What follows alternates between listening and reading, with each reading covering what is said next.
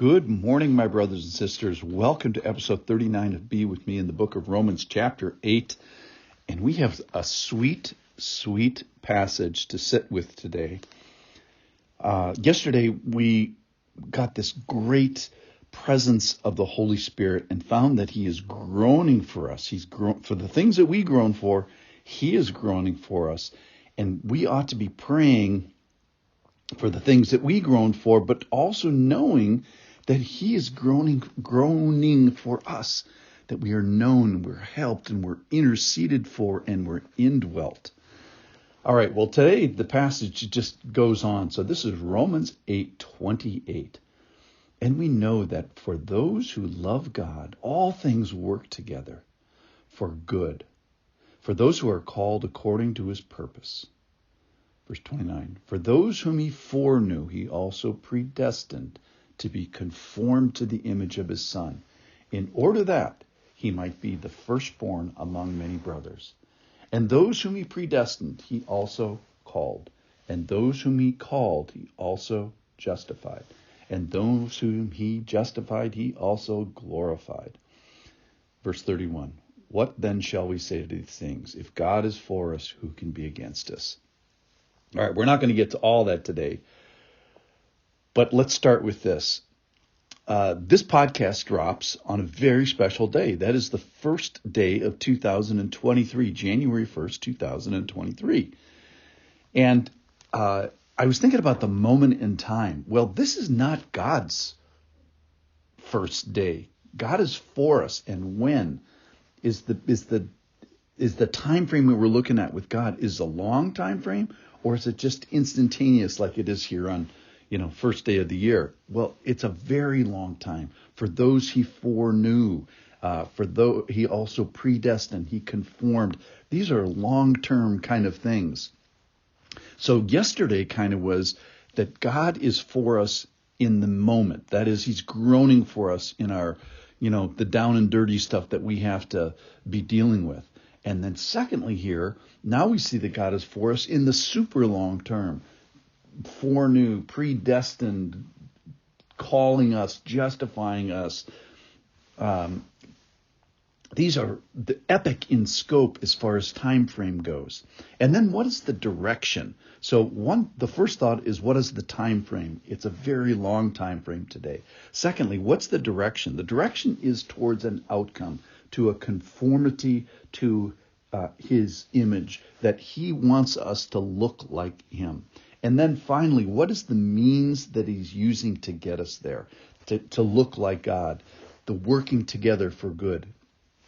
Well, God is working in a world that has some evil in it, that there are some wars and even world wars, and there are cancers. And in all these things, God is working towards, the goal He's at is conforming to His image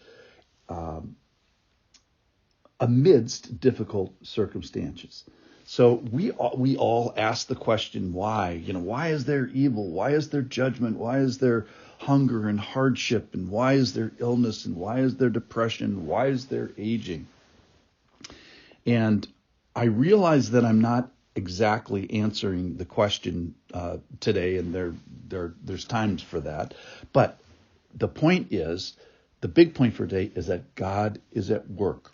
He is working together. He has His hands in the scope over all things. And so I think one of the big points today is to set our minds and to remember that God is at work. When there is death, when there's aging, when there's deformity, when there's hardship, remember that God is busy. And what is He doing? He's busy conforming. He's busy calling. He's busy predestining. He's busy foreknowing.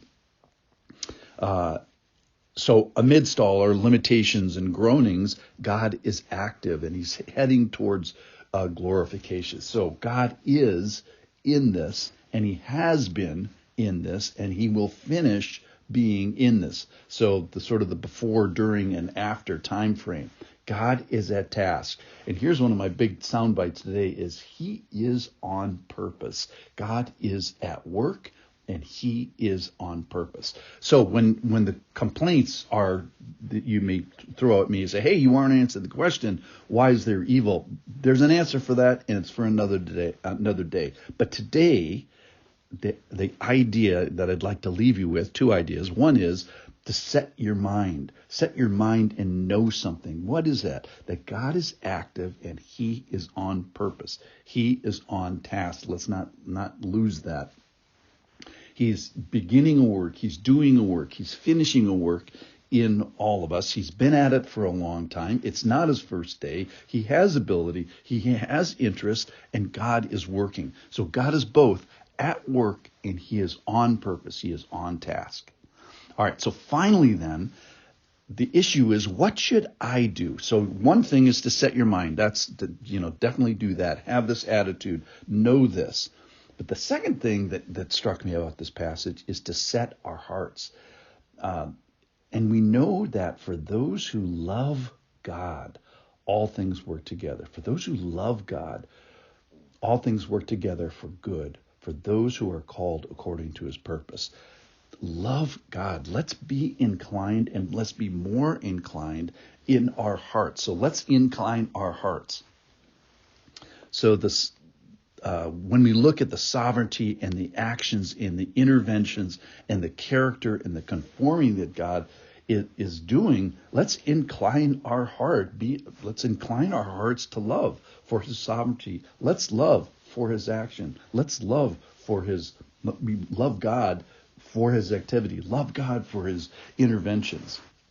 Now, we may not like the particular circumstances, but we can love the person, and we can love what he is for. We can love him for the working together. We can love him for his eye towards goodness. We can love him for the calling. We can love him for his image making. We can love him for his character conforming.